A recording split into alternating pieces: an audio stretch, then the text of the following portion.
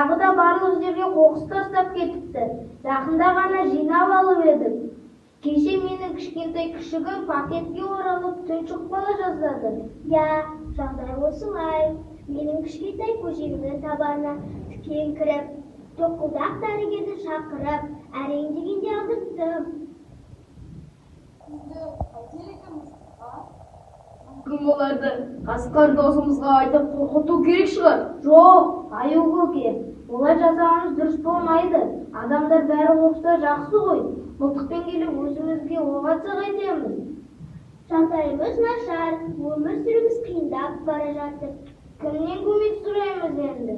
Бәлкім өзіміз жинап алармыз, бірақ оған шамамыз келмейді ғой.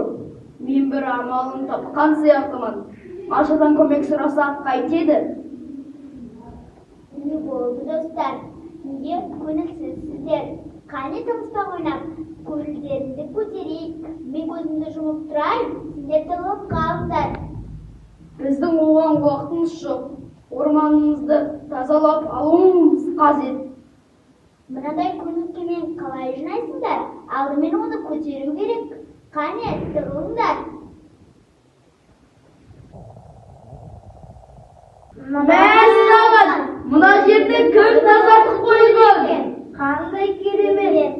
Мен тазарттым. Сендер мені бұзық Маша деп ойлайсыңдар ғой. Мен қызық Машамын. Мен бәріңізбен доспын. Ал табиғат бәріміздің досымыз. Сондықтан да табиғатты аялауға тиіспіз. Біздің досымыз.